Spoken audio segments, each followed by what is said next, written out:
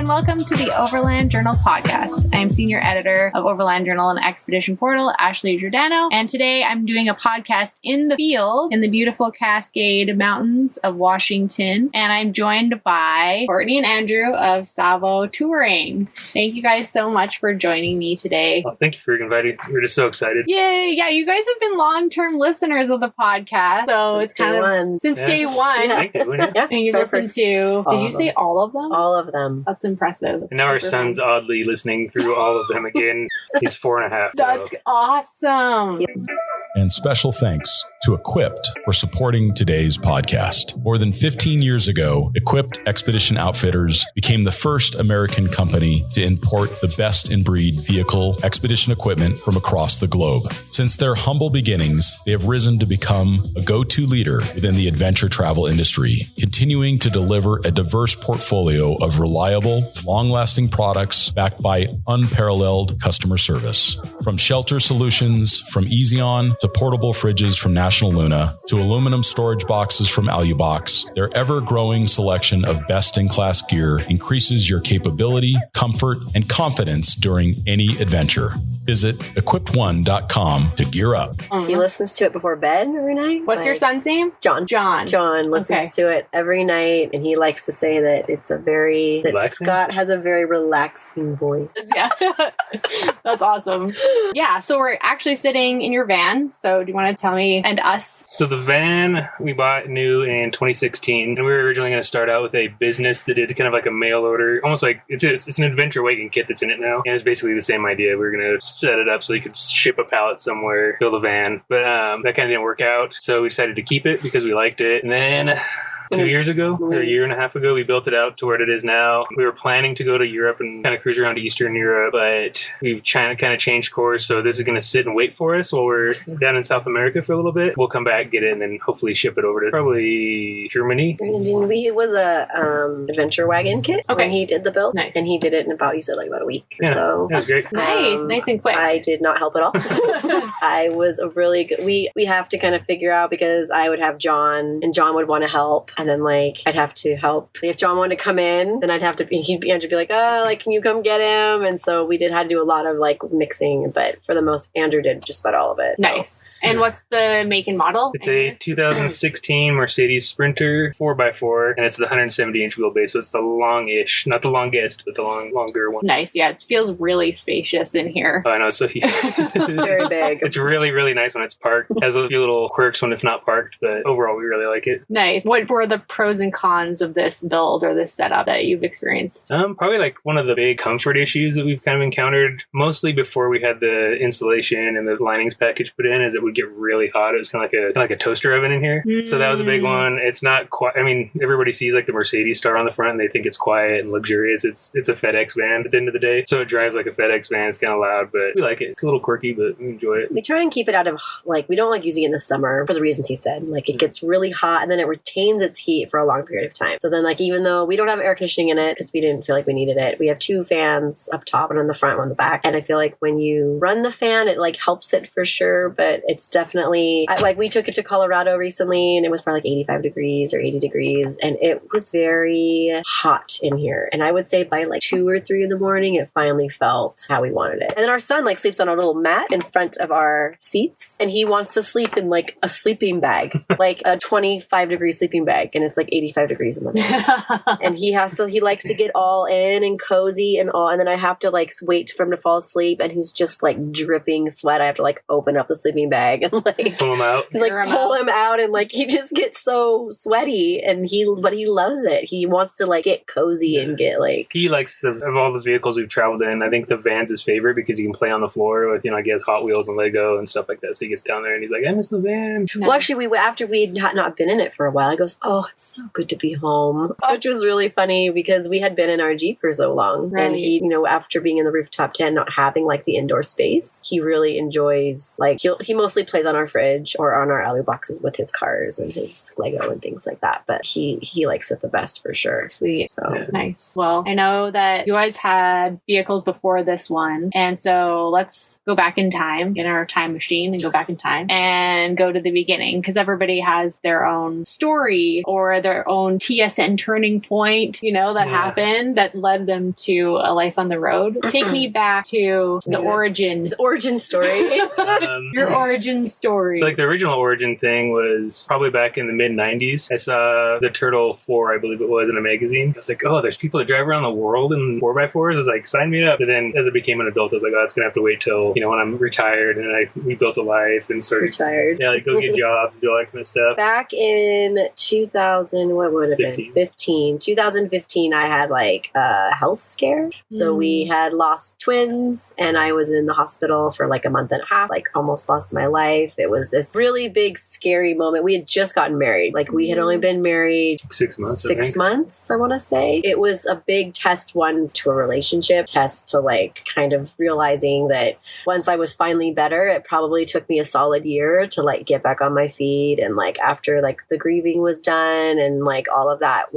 So then after about a year, he took me to Overland Expo West. And in 16 or 17. I was finally like kind of back, like being active again, like happy and just trying to get myself. So Andrew was like, well, I'm going to take you to Expo West. I'm going to get you out there with people again. And I walked into an earth roamer. I said, oh, you can live in this. Yeah, like, good luck. And so then we kind of had said, well, talking about that, like what could we live in that would not be an earth roamer, but that we could afford. And so we started looking at a lot of different options. We both had decided we didn't want to be in a van, actually. We wanted to be in something that was outside so that we wouldn't be forced to stay inside. We wanted some sort of an outdoor trailer of some kind that would be forced to cook outside and still not feel like you were in a van all the time. And we weren't 100% sure that we were going to travel long term. We originally were like, okay, let's try this for 6 months, see if we like it. And if we do, then we'll revisit. So the first vehicles that we kind of set out on the road with were kind of more a backstop to if we didn't want to travel, we could still camp. So we had a pickup and then we had a little off-road trailer that we towed behind it. And we figured that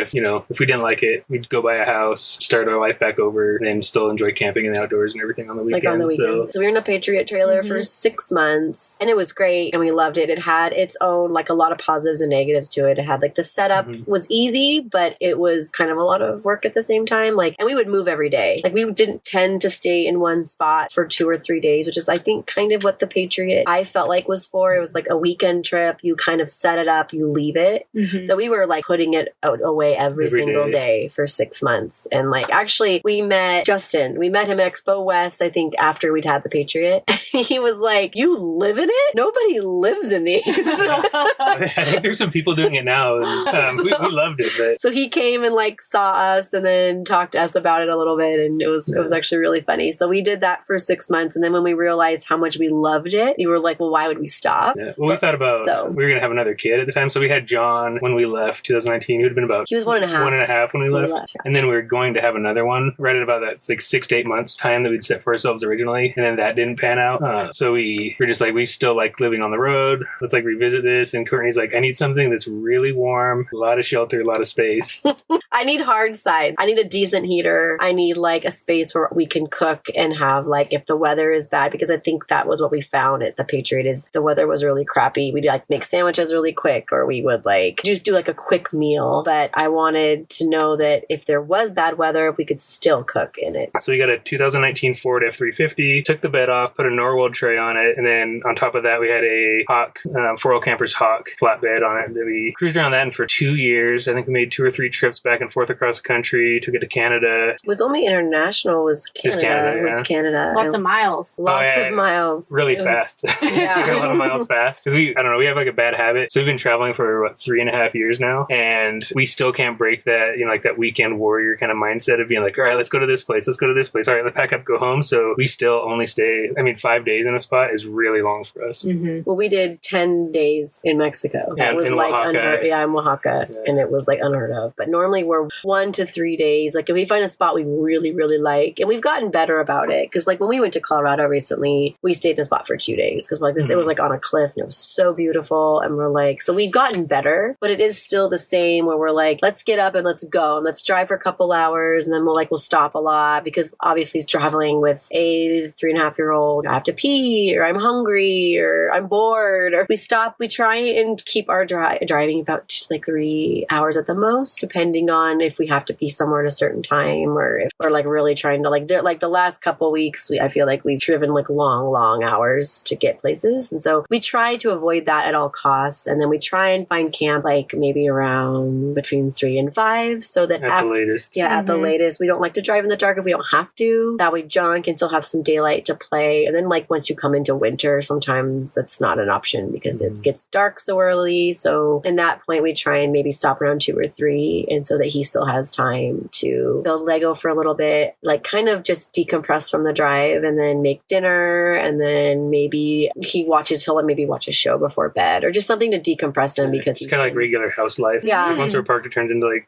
But it's moving. Yeah, it's not like a lot of people, I think, and I've heard it on the podcast before, is that friends, family, people like that, like think this is like a big vacation of every day just being awesome places. But we sleep in Cracker Barrels and like Bass Pro Shops all the time. And we have all the same, or a lot of the same problems, if not more, than we did in a house. Yeah. You still have to do your laundry, still have to go grocery shopping. But then added on to that is where we're going to sleep. Yeah. What are we going to do? And it used to be when we first started, I would always be so anxious about planning and being like, where are we staying tonight? Like, where are we going? I got to look it up. I got to see where it is. And Andrew, and I don't do it really as much anymore, but it took me, I would say like a solid year to year and a half. She's getting awesome though. Like Courtney didn't grow up, so I grew up camping like all over Montana. Like that's all we did. We didn't have a ton of money, so we couldn't fly anywhere. So when I met Courtney, she was lied. Yeah, so she goes, I was like, what do you like to do? And she goes, camping? And I was like, oh. Question mark. Yeah, and I was like, where do you camp? And she goes, the Gorge. And I was like, do you mean like Dave Matthews concert venue in Eastern Washington? She's like, yeah. In my Subaru. So when we first met, I had kind of just lied a little and just said, oh, I love to camp. And then when he heard like where I like to camp, he was like, it's not camping. It's not really camping. But it was strategic on your part. It was because I wanted to become outdoorsy. I wanted to learn to like to be outside and like to camp because my family didn't do it growing up. And so then he took me on one of our first backpacking trips through the Olympic. Right? Yeah, it was up in the Olympic Peninsula. I think we did like a 10-mile hike into the forest and camped, and then I think we stayed 2 days and then came back out. What was your reaction when... Oh, when she's like a liar? Yeah. I liked her a lot, so obviously it worked out, but... And then what about when you guys did your first camping trip together? What was your reaction to that? Was that the hike? Or was that the... He's like, do you want to go backpacking? And I was like, not really. Can't we just camp in a car?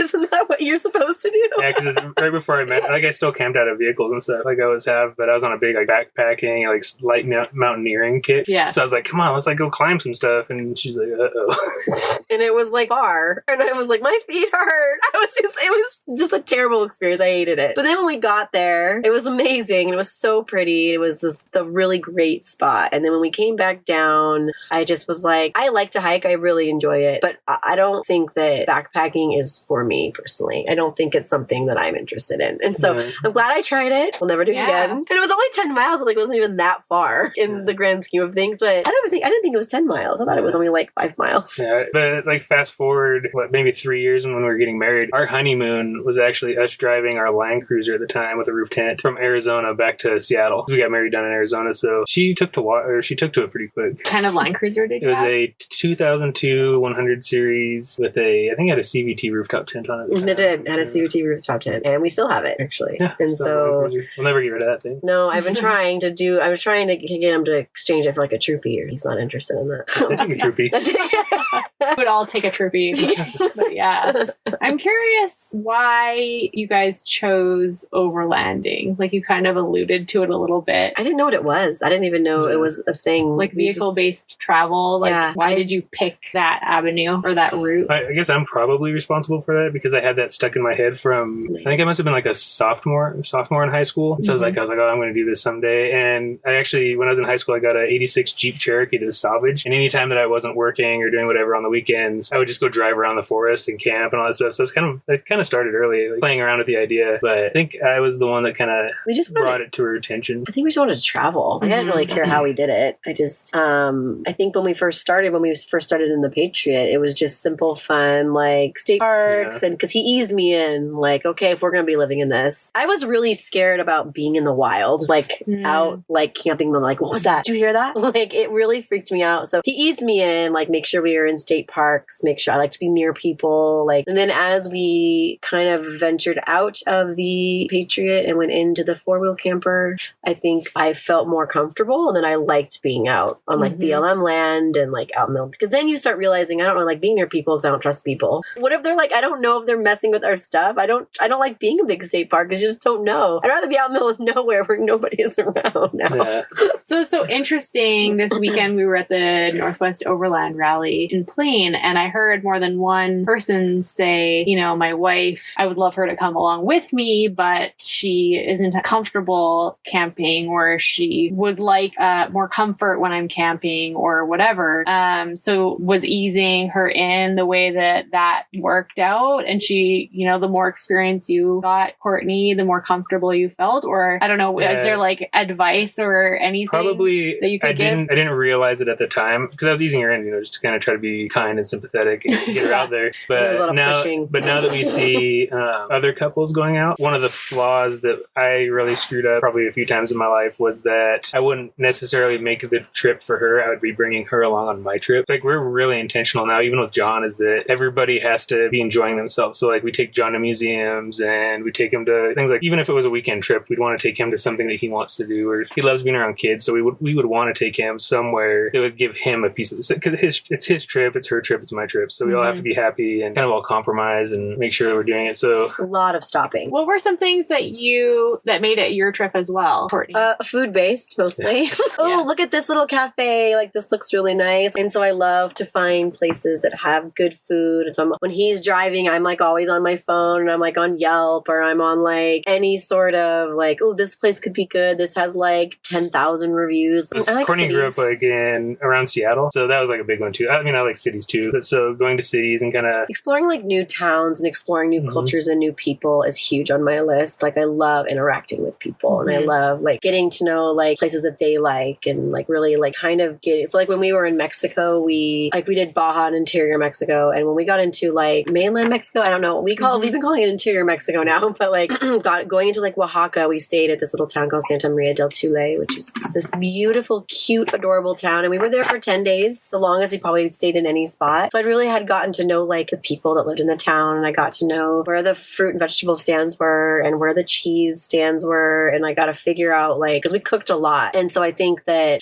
because I love to cook so much, I'm constantly looking for great little vegetable stands and what can I make here, because when we were in our Jeep, we just had a backpacking stove. We didn't have anything big, and so we got really creative on the kind of things we'd make. We'd make caprese salads, or maybe we would make wraps or things like that. And so I think that that's probably a big part of my travel. Yeah, John's not here, so I can kind of speak to him. He loves kids. He'll chase kids down. He's oh, are those some friends over there? I gotta go find. I'm gonna go find these kids. And or it'll be dead quiet, and you'll hear a kid laugh. He'll be like, "Did you hear that?" Yeah, right? Yeah, he makes tons of friends, and that's the other one of the kind of switching topics a lot here. But one of the big things that we really like is that we lived in Central Oregon, and so it's pretty homogenous in terms of culture and everything like that. And so him traveling around, he's got to hang out with all these kids from different parts of the United States, all kinds of socioeconomic conditions and all that kind of stuff. And he doesn't care. He just he's hey, let's be friends, and then goes off and plays. So that's really cool to see, because I definitely didn't have that growing up. When you guys were in Mexico, what was it like seeing John interacting with the local kids or the other kids that were on the road, speaking in Spanish, speaking in English? John got really frustrated in Mexico because he loves to talk, to the point where it's almost sometimes mentally exhausting. And he would get frustrated because they would speak English. And a lot of times they did. It didn't take too long. He kind of broke through that, and the international language of play kind of took over. So he'd be running around with them and playing. Actually, one of the funny ones is when we were in Mexico, we met this German family that was on a sabbatical or something like that. And they're playing, and they had a 7-year-old. The mom spoke English, and she said, I heard our children interacting and playing, and he was telling him, he's trying to teach him English, and he said, if you want to say hi, or no, if you want to say hello, say hi. And if you want to say goodbye, you wave your hand. Like this. He had a blast. It's just so good for him. And I think he picked up a lot. We were approached by some people, and they kind of said, I think he understands some Spanish. Do you guys speak Spanish? We're not really. But in 4 months, I think he picked up quite a bit. My brother got married in San Jose del Cabo, and so the hotel that we had been staying at the time, because we had to find a babysitter during 2 of the events. And I asked her, do you speak Spanish? And she said, yes. I go, do you speak, is your English? Because John obviously doesn't speak Spanish. He needs to be able to speak to you in English. And then I go, if you don't mind, could you just speak to him in Spanish? And I'm just curious to see what he knows. And she was with him for like 4 or 5 hours probably. And I came back and I asked her, I go, oh, so how did he do? She goes, I spoke Spanish the whole time. And I think he understood about maybe like 60 to 70 of what I was saying. I would say like, go wear your pajamas, or where's your toothbrush, or where do you sleep? And he just would show me. Yeah. And I think we also like immersed him forcefully kind of in the car. We always said we weren't going to be the parents that did screen time and stuff, but that kind of fades away pretty quickly when you have a kid. We made the deal with him that he could, I think, watch like 30 minutes a day of just TV on his iPad. Anything else had to be in Spanish. And then we'd do like maybe a half an hour to an hour of that. So I think he might have picked some stuff up off of there. Mm-hmm. Yeah, it just depends, because when we would have like really long drives, like I think the longest we did was 10 hours. Mm-hmm. We'd kind of extend that a little bit. Be like, oh, and I could be on the iPad for like an hour or two. You can do like, because he has all his books are on there. He has his homeschool stuff is on there. And then he has like shows he can watch. So sometimes it'd be like, you can watch it for an hour, and then after that, you have to watch it in Spanish. He doesn't get super frustrated with it, but I think he kind of gets exhausted from it a little bit, where he's like, I don't really want to listen to this in Spanish anymore. Mm-hmm. But I asked him, I go, do you understand? Oh, because he'd said, Dad, doesn't vamos mean go? Yeah, vamonos, let's go. Yeah, because I think a lot of the shows he watched are like, vamonos. So I think he picked up a lot more than we thought he did. Yeah. And I think, and that was only 4 months in Mexico. So when we do South America for the 2 years, it's going to be like, I think it's going to be amazing. I think he's going to pick it up really quickly. So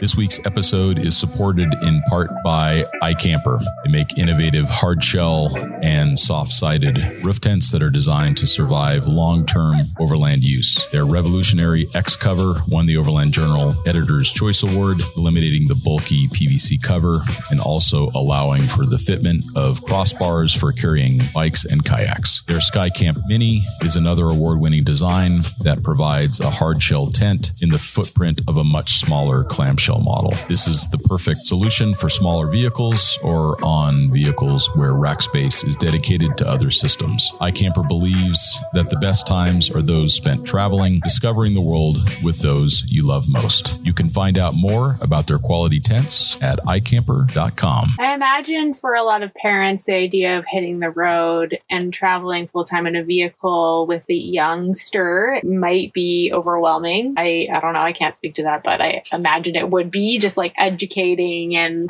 whatever, all the things that it involves. If somebody's looking to do that, what's your advice? To just pick up and travel full-time with your family? Yeah. For us, we did it when John was young. We eased him in as well. Like but we knew this way he wouldn't be in school yet, so we could kind of just like do whatever with him and it'd be easy. I was a teacher for 12 years, so I said, I could homeschool him. Like I could probably figure it out. I was a Montessori teacher, so I can't do it the way that I was trained, but I could do it differently. I would highly recommend that for families that really want to do it, like just sit down and do like quick weekend trips to see how you enjoy it first, to see if anyone, like maybe your kids don't even like camping. Like maybe it's not going to be enjoyable for everybody. So do it like weekend, or do it like for a week. Maybe they're all spring break or something. Go do it for a week. See how the family does. Like, what does everybody want to do? It's not just about, like we said earlier, it's not just about me. It's not just about Andrew, but it's about like, what does John want to see? He loves museums. So normally when we're driving, we're like, we've been driving for 2 hours. There's a museum, like we're going into Denver. Like there's this cool museum here. Let's stop. Let's make lunch. Let's go take him to a museum. And now let's go find a place to camp. Like maybe if we're in a big city, we'll do like a harvest toast or something and stay at like one of those wineries or breweries, something that's in the city. Walmarts are almost always in cities. So he was obsessed with Cracker Barrel. He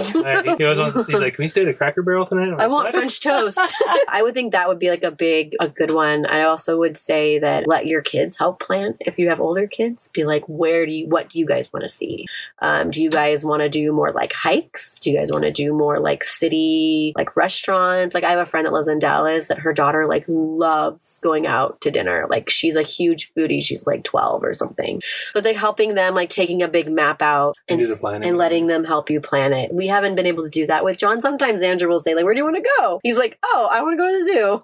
And we're like, oh. Or he'll be like, I want to go to South America. And we're like, that's not yet. I think it's just like the big thing is to just make sure that everybody's needs are being met and that you're not pushing people. Like you're not pushing time. You're not pushing agendas. Like you're out there just traveling around and seeing the stuff that you guys want to see. Like not trying to live up to something that you might have seen on social media or that you know, like it's not all, like I said earlier, it's not all, like beautiful campsites and all that kind of stuff. And it's not just camping. I mean, if it was camping, we would have been done a long time ago. There's a lot of meltdowns. downs. There's a lot of frustrations. But there's also a lot of excitement, a lot of happiness, a lot of like, so like if we stop for 2 months, sometimes we'll like, because we're getting ready for this big trip right now. And we've been spending a lot of time with family in the like Seattle area and family in the Utah, like Salt Lake area. And so it's been really nice. But now we're both like kind of chomping at the bit to like get back on the road because it's been, although I have actually really been loving the showers every day. Those have been really nice. Like, and like being able to do laundry without being like, oh, okay, where's the closest laundromat? And although I think I was telling you actually that I love doing laundry. I think it is very relaxing. I love looking for laundromats. I think it's like, I always like to find like fun, quirky laundromats that have like a cafe next to it, or a lot of the laundromats are in like strip malls. And I seem to believe that strip mall food is the best. I think if you can find like a good Thai place in a strip mall, it's always really, really good. We always try and find laundromats and that have like cool stuff around it. So if you don't have to, or we'll sit, like when we had our camper, we pop the top in the camper and John would like do some homeschool work and Andrew might try and get a little work done and I might like read or something like that. So I enjoy doing laundry a lot, actually. It's kind of weird. That's good. Andrew's like, it works out really well for me. Well, he did a trip in Onyx recently and he's like, I had to do my own laundry. And it was weird because I didn't go on the trip with him. And so going like, I think it's at a hotel, sometimes if you stay at those hotels, they have the laundry and you have to like go up the stairs, down the stairs, up. So you were talking about not believing what you see on social media in terms of like everything's wonderful all the time. Mm-hmm. Was there a specific instance that sticks out in your head about a time where what hit the fan? So we were driving through Nevada on our way to California or something, and we were driving through the desert. Maybe we were like 5 miles out of town. And I started smelling diesel, and I was like, did I get diesel, like, on my feet? Like, what's going on? I was like, there's something wrong, and we're in our, like, big, fancy, cool, like, Instagram-ready truck. I'm like, man, it stinks. And I was like, I better turn around. Because the smell's getting stronger and stronger and stronger, and I'm just, we thought it's where the road we were on at first. Yeah, maybe someone dumped diesel here. And so we get back to this boat launch to where I could get out, because it was really not an ideal place to get out and look. So I got to this boat launch, I get out, and there's just, like, diesel pouring down out of the truck. Huh? It has a fuel filter up on top of the engine, and the tech that had done our service didn't tighten it in, so it broke these lines. Fortunately, the tow truck drivers were nice enough to come a little bit out onto the gravel to get us. They took us into town and they ended up parking us at a Walmart parking lot. And we're like, oh, this will be fine. Like, you guys will fix it tomorrow, right? Yeah. And so it ended up being, I think we were there for 5 days waiting for parts. And Winnemucca, nothing against Winnemucca, but like a Walmart parking lot's not like the ideal place to be stuck. And it was cold. And then all of a sudden, like, I think day 2, it snowed. It just started pouring snow. So we were stuck in the camper, just chilling out, like, not doing anything. We couldn't take John to the park and anything like that. So like we were just sitting there. Stuck and, like, in the camper for 5 days. Every 2 hours, she'd be like, John, let's go into Walmart. Go get a toy, like, or pick out a Hot Wheel, or here's get some Legos you can build in the van and the truck, and like, or just get out and walk around because he can hang out in the toy section for hours, just looking. Like, that was rough.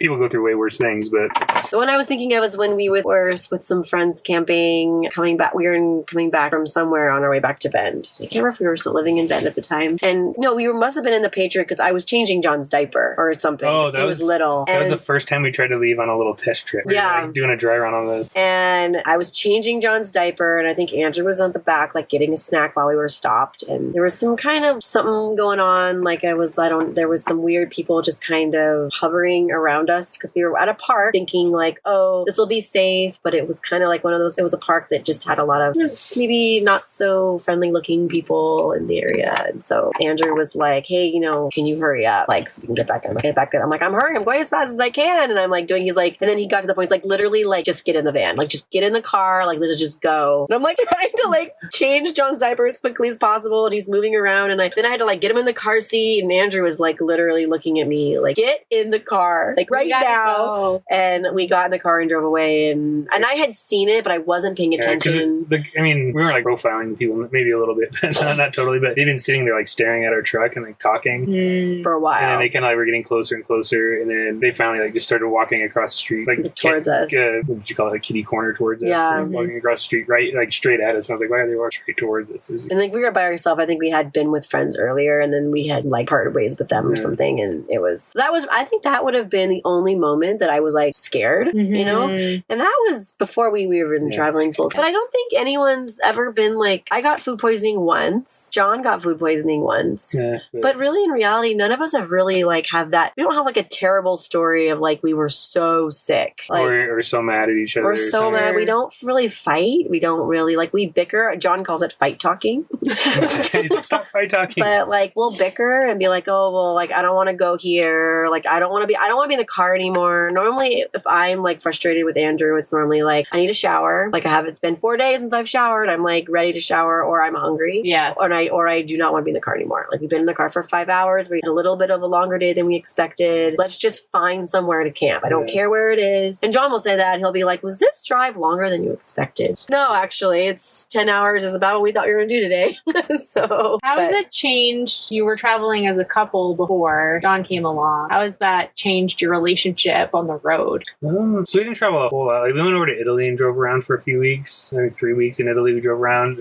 Since we've had the road full time, John's always been around. He's always been with us. Because we left when he was 1.5. Yeah. So when we first decided to be on the road, he was 1.5. But I think as a family, or just even as a parent, like, one of the coolest things to see is that a lot of the stuff we're seeing for the first time, but it's the things that we've seen before that he's experiencing. It's really crazy to see, like, him trying to sort out, like, what's going on, or, like, you know, like, is that a volcano? He always says, like, is that a volcano? Is that? Were there dinosaurs here a long time ago? Is there an octopus in there? Yeah.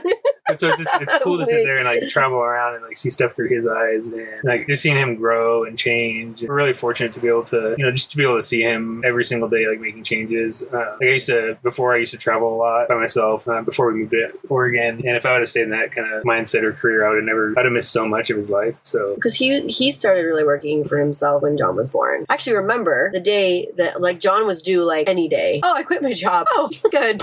I was like, and what were you doing before, and what are you doing now? At one point, I was in the aerospace industry for like 7 years or 8 years. And then before that, I worked kind of in healthcare. Like, I wasn't a doctor or anything, but I helped build processes and help people improve programs and implement things. And then when we moved to Bend, I worked a lot of hours, and I would fly to Texas at the aerospace job. I'd fly to Texas once a month for like 7 to 10 days, just like clockwork, over and over and over. And it was great at the time, but the stuff that we get to see in John and getting to watch him, you know, change and grow every day. It's mind blowing. It's just incredible. And we're lucky enough because we've been traveling since he was so young that car rides, like, it's all normal. He's just used to it. He doesn't care. Recently, though, he's been like, I'm bored. Like, are we there yet? Like, kind of a recent thing. We're lucky with John too that he is actually pretty laid back, and he kind of will go with the flow. The kid will sleep anywhere. He doesn't eat at almost anything, but, like, he'll sleep anywhere, and he's super laid back, and he will go anywhere. And I think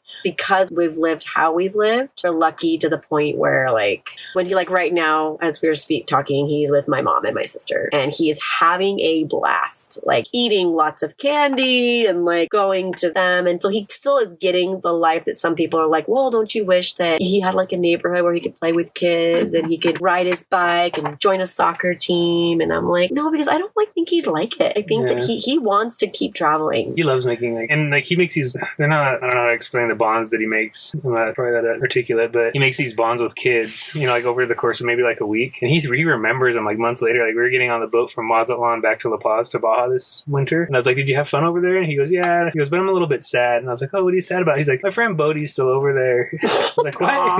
He goes, I'm going to miss him. Yeah. So, like, he makes friendships, and he's almost, like, a little kind of intense about it, actually. Yeah. So it's a hard... We all are. I think on the road. Yeah. It's like a neighborhood, right? Friendships really fast and really hardcore. And then you're like, I don't know when I'll see this person again. Exactly. So it sounds familiar. Yeah, but it's cool. Like, now that we've traveled a little bit more international, the sense of community is a little bit bigger. Yeah. It's like we met all these people in Mexico, you know, either going up the Pan American or down the Pan American or just traveling around Mexico. And like you said, we, like, build these bonds, like, really quick. And you kind of make, like, these lifelong friends. And that's really, I don't know, people kind of, even us, we probably thought, you know, like, we're going to be missing all these aspects. We miss our friends. We miss this. We miss our family. But we do. But the people that we've met on the road have just become, like, really fast friends. And they become a family because when you dip into that international travel, the pool actually becomes quite a bit smaller of the kind of people that you can be like, you've been, like, Ashley, you've been to, like, South America. Like, what was your favorite part? Like, we know of almost very little people that have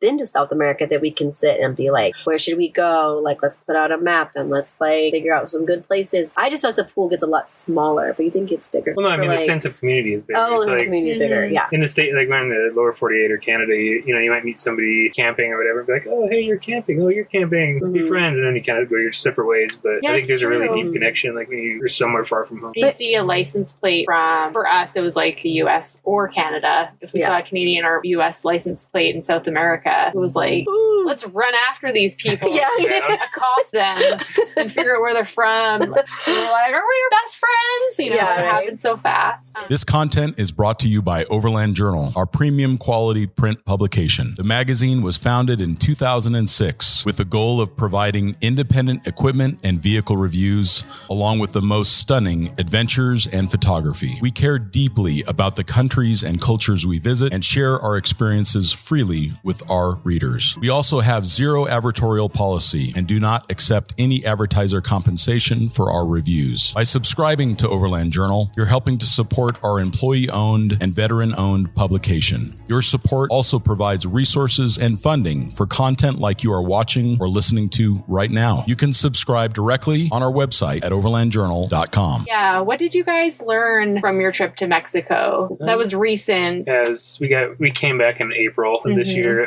We were there for 4 months and I would say I was really scared to go to Mexico because I did not know what to expect. It was my first, except for Canada, it was like my first dip into international travel. And you hear people that are like, oh, like careful, it's really dangerous, and you're gonna get sick, and careful what you eat, and be careful where you go. Like, we did not. We loved Mexico so much that we felt the people were super kind. We felt very welcome. Food was phenomenal. We never got sick. Like, we got sick maybe a couple stomach aches once or twice. And that happens here.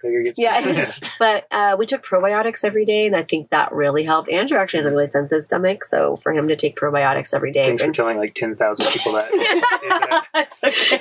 We also travel with probiotics. But I think that for someone that in the past gets stomach aches easily, he didn't really have any at all in Mexico. Except for when we stayed at my brother's wedding. And he got sick at a resort. And he got super sick. Right. And it's like one of the main things I think we learned was like how to spot like good taco stands. You'd say, oh, well, there's all these taco stands here, but everybody seems to be at this taco stand. Let's go over there. There was one in San Felipe, which is like a little restaurant. And it wasn't even busy, but their food was actually pretty good. Yeah. And we were like, we need Wi-Fi. We need to like download some stuff for John. I want to download like a book. Andrew needs to work. You would find these places and like, oh, it has really fast Wi-Fi. Overlander is a really good, like they would tell you if like you had RV parks, it'd say this has fast Wi-Fi. Right. Or, like, one of the things that I really took away from Mexico, I've been in my adult life, I've been around a lot of people from Mexico. So I know that people there are pretty family oriented, but I had no idea how much they love random kids. It's like John would be walking down the street and everybody would be like, hey, hi, look at this kid. Hey, there's this kid. Look how cute he is. And that was so cool to see everybody, just. Well, he's so blonde, and he's so fair. He's not fair skinned. He's actually quite dark. But all the kids, because we'd go to town with kids from the campsites that we'd stay in, and just everybody like goes crazy over kids. It's kind of like if you're in Bend or something, the way people go after dogs, and they're like, "Oh, your dog's so cute," and they're like, "Your kid." But that's so how much, they were. He just loved kids so much. I thought it was so cool for him to be able to see that. Oh, little Werito! Like every time they see him, they like touch his head all the time. We were like walking through this market in Oaxaca called, I think it's Mercado de Abastos, and this lady like did a double take and saw him, and then she rubbed his head, and she's like, said something. I think she said like, "Oh, hola, Werito, like, ¿cómo está?" And then as we passed by, she leaned out of her stall and she started yelling down the aisle that he was coming. And so everybody know. Yeah, so all of her friends came out. They're just so happy and excited to see him, and he's just like, "What's going on?" Well, it was like when we saw that mom with a toddler sitting just like on the sidewalk, like eating something, and John passed by, and the mom pointed at John, like was talking to her daughter, like helping her like speak, and she goes, "Werito," like when she was like trying to tell him, and they waved at him, and they like waved at him. That was so funny. It was just cool, like how welcome, and everybody's so welcoming. Like you did your talk on Saudi last night about how welcoming everybody was to you, and it was just like that. It's kind of sad that the States isn't so much like that. And like we've never had somebody walk up to us and be like, "Oh, hey, come try this. Like try my restaurant." And we had like that guy in Baja. We met a fisherman, and we sat there, and he didn't speak English, but we speak mediocre Spanish. So we were like trying to like wade our way through a conversation, and we did all right. And we were talking to him, and then it was getting darker, and we heard this like rustling in the bushes, and this guy came out, and I was, "What is that?" I was like, "Oh, it's that guy." It was like he's coming, and he had an armload of firewood to bring us. Yeah, and he just like sits it down, and he starts like piling it up, and he makes us a fire. Aww. Wow. And then he goes to leave, and I was like, hey, like, you want a beer? Like, you want to hang out for a bit? And he's like, no. I was like, oh, come on, like, have a beer. We had to pay first. We had a beer. Yeah. So we drank a beer with him, and then we kind of like connected more, and like he was having fun and everything. And he finished his beer, and he's like, all right, well, I have to go back after work. I have to get ready for tomorrow. I'm like, all right, well, it's fun hanging out with you. Like 20 minutes or 30 minutes later, we see this flashlight coming down the beach, and I was like, oh no, is there something wrong, or like what's going on? He came back and he had like a whole big giant lingcod fillet that he brought us. Like fresh fish. Yeah, and we were just like, we're like, oh, can we pay you for this? He's like, I want to accept it, blah blah. And then the next day we were leaving and everything, and he's just like, goodbye, like have a safe trip. Like it was just so cool. I mean, we see it here in the States, but just not on that scale. Mm-hmm. I mean, Well, the fish was like already filleted. Like, it was a beautiful piece of fish. It was just like this beautiful piece of fish that we cooked like the next night and made like fish tacos. It was so delicious. It was a very heartening experience, because in a lot of situations people might be like, oh my gosh, there's a person coming towards us, like let's get in our cars because who knows what he's going to do. In reality, I didn't feel scared at all when he came by. I'm like, oh, well, maybe he's going to tell us we can't camp here, because it was like a big fish camp. Mm-hmm. And then when we asked, we're like, oh, can we camp here? And he said, oh yeah, absolutely. And then like would walk around along the beach, and then as it got darker, that's when he came. Yeah, that was really cool. I mean, there's tons and tons of stories. I'm sure you guys have the same thing of just people just out of nowhere, these random acts of kindness. It's just, I don't know, it's so cool. That was my favorite part of coming out of Mexico. Yeah. So you had the Patriot camper, and you've had the 4-wheel camper and a flatbed, and the Land Cruiser, and a Jeep, and this van. Jeez. Which vehicle did you take down to? Which vehicle did you take down to Mexico? So it was the 2020 Jeep Gladiator that we found on the lot. That was a really good deal. Okay. We were going to try it out, and we ended up, so we had the rooftop tent that we took off of the 4Runner, and we were like, we don't want to put invest a ton more money into this thing if we're not going to like it and want to sell it. So we put the rooftop tent on with a canopy, and we drove that down to Mexico. So we lived out of the rooftop tent, but Mexico is perfect for it. I mean, it's so warm and nice, and it was nice to have that because we could go get an Airbnb, every, we didn't even do that. We did like 3 Airbnbs. We got an Airbnb in Guadalajara, La Paz. And then we got a hotel in San Luis Potosi. And then our friend lived Aguas Calientes. We stayed with her. But yeah, we ended up really, really liking it. We were kind of like on the fence. We were like, oh, it's pretty small. Like, we don't know if we're going to like it. Well, Andrew had said, because we were originally going to take the van, but we didn't really know how much off-roading we were going to do. Like, this off-road's fine, but the Jeep obviously will off-road better. And he had said, oh, well, once we get into Baja, if you don't like, because I was against the Jeep. Because I was kind of like, well, it's like not a lot of space, and what about like bad weather? Because I thought it was going to be like more like crappy weather in Mexico for some reason. And so Andrew's like, well, let's do the northern part of Baja first. If you don't like it, we can come back into San Diego. I can like drop you guys in San Diego, and I'll go back and get the van at the time, which was in Boise, and then we'll swap them out. And then as we kept staying in the Jeep, and we have what's on the Jeep right now is an Easy On rooftop tent, and we like Stealth, and we loved it. It was big, it was spacious, and we got down. I think the coldest it got might have been like in the 30s. The coldest we've been in that specific tent is 18 degrees in Texas, but like we were super warm, and it was not an issue at all, and it was big. And I thought for sure that we weren't going to fit in there very well because John's a bigger since the last time we had done it, and I think by the end of that trip, we were getting a little tight in there. So we ended up liking it enough that we decided to switch our time in Europe with our time in South America. Like, this thing we think it'll be pretty perfect for South America. So came back, got rid of the rooftop tent and the canopy. Then now we just had an Alu-Cab canopy camper put on there. So we have a little bit more stand-up room, a little bit more room to play around, but still be small enough to go get an Airbnb and hopefully park it in a garage or fit under something. But we do opposite what most people do. Most people like start tiny, go a little bigger, go a little bit bigger. We're like, start small, go big, go small again, maybe go big again, and maybe go medium size. John was trying to get us to do a 4-wheeler, a motorcycle, in a side-by-side. to live in. He's like, let's go take a 4x4. He's like, Mom will ride the side-by-side, I will ride the 4-wheeler, and you can ride the motorcycle. I was like, I don't know. Where are we sleeping? So we landed on the Gladiator now, so that's what we're going to do a little bit of work on, and then probably by the time anybody hears this, we'll hopefully be in South America. Well, yeah, we should probably be in Uruguay by the time this podcast probably launched. We'll be very exciting. Shipping, end of July? I don't know. Ish. And then, but flying into Uruguay probably sometime in the fall.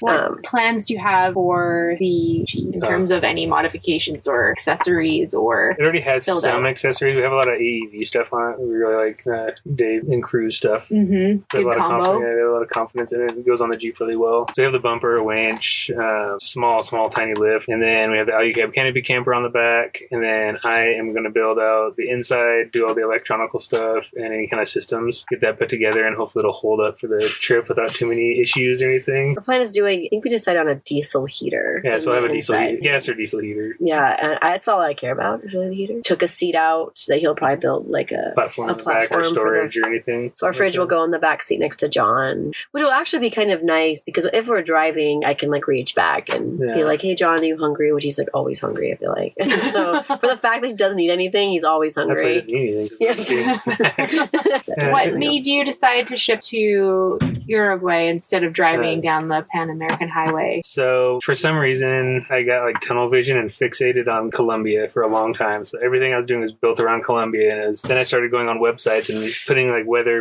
when the rainy season is, when it's cold, when it's hot, like on all this stuff. And I was like, man, it's going to be really hard to get the Jeep done by the time that, like the rainy season comes in Bolivia, and I've heard bad things. And so I have to get the Jeep done here.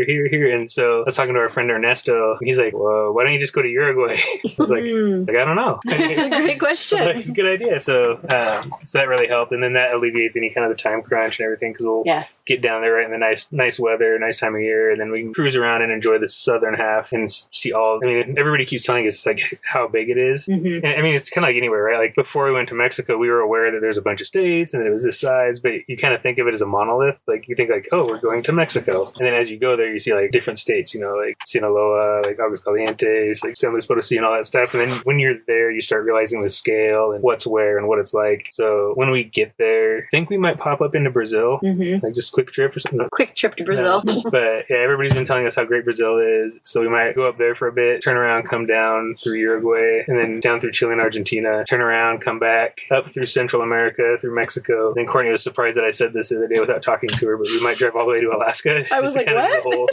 To do the whole, like somebody was asking us about it, and I was like, oh yeah, we're going to go to Alaska. And Courtney's like, what? When did this happen? I thought we were just doing one trip at a time is more I should be talking. I'm like, what are we going to put on our Ford now that the 4-wheel camper is gone? So, what are you like most looking forward to about this South America trip that you have planned? I think the unknown. Like we have no idea. Like what? We're not big planners. We just kind of go with the flow. Well, we've planned in the past, and then things change, and it always tends to work out. So I'm just kind of like, I'll have like a really rough plan, but as you go, people will be like, oh, like you need to go check out XYZ, or you need to go try this food. So then we'll make side trips. So hopefully, and it's a pretty well-traveled route. So I think we'll get a lot of pointers from our friends here who have been, and then a lot of pointers as we're moving through the continent. I'm really excited to like learn the language and really get immersed in the culture. I really want to be a good Spanish-speaking person. Like, I really want to understand it. I really want to speak it. Like, and I think I'm the most excited about that. And the more we interacted with people in Mexico, the more our Spanish got better. So I feel like just after 4 months of being in Mexico, our Spanish got so good. So I can only imagine what 2 years we'll have. That's like, 18 to 24 months is about the time we'll be in that area if we decide to go up through Central America and into Mexico. But it just depends on, because things can always change. Yes. You never know, like, if we'll have to like go home early. That's why we don't really plan. We're just going to kind of go with the flow for as long as possible. I'm really looking forward to just meeting the cool stories you can look back on meeting people, like whether they're locals or whether they're fellow travelers. I'm looking forward to all those cool stories that we'll have someday. I hope, like we're like, oh, do you remember that time that we met that guy and he did XYZ? So I'm looking forward to that the most. Nice. Yeah, I'm looking forward to also following your trip. It'll be a lot of fun. What is your favorite book? I knew this one was coming. I didn't even prepare. So I was actually talking to someone the other night, and this is more like a professional book, but one of my favorite books is by this guy named Taichi Ono. It's about the Toyota production system. So it's not like a huge turn pager for a lot of people, but in all honesty, it's probably one of the things that shifted my mindset the most in my entire life. What? Why? I worked in that in that industry and in that space of like continuous improvement, and before that, and then meeting a mentor, and then my sensei from a company called Shingijutsu. It's Toyota's in-house continuous improvement program. Before that, I was like more into like the Lean Six Sigma, kind of like the more complicated. It was like it was a little bit more complex than Kaizen. And so like my mentor's like, read this book. This will like help you figure out like what we're trying to do here. And I was like, it's not simple, but it's like, it makes sense. Like these things actually like make sense to me. Interesting. That book was great. I need to think of a good one. I don't have like cool overlandy books like some people. It could be any book. Like any people on this podcast like, oh, I did a book about like Africa, this person that traveled to the top of a mountain. I am fiction. I am a fiction reader. I really, really enjoy it. I actually just started. I like Leanne Moriarty, who did like 9 Perfect Strangers, and she did. I think a lot of people know her from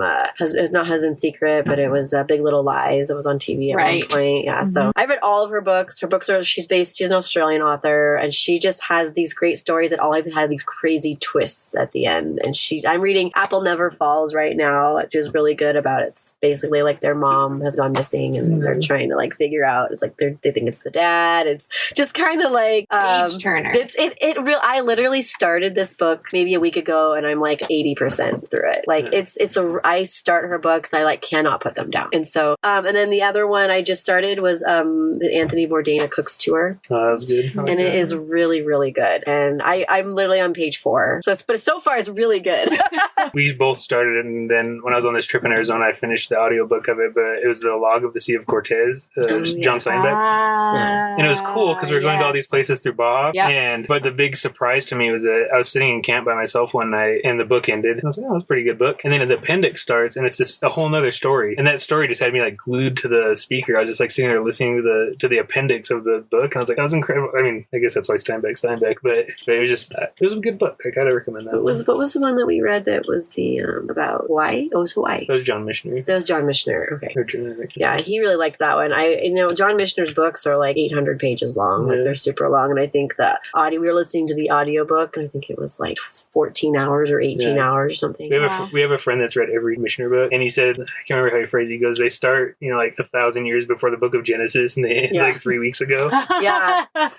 Well, thank you guys so much for tuning in to every episode, and it's been such a pleasure having you on your own episode. Thank you. And hopefully one day John will come on his own episode too. That'd be really fun. He wanted to be on this podcast. Yeah. He's like, did you do the podcast yet? Yeah. No, not yet. I can't wait to hear your voice, Mom. Ooh, yeah.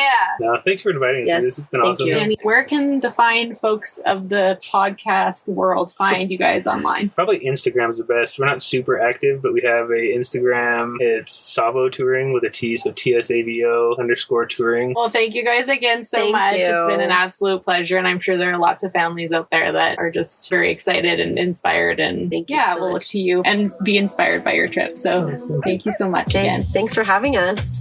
Thank you so much for listening to the Overland Journal podcast, and we will see you next time.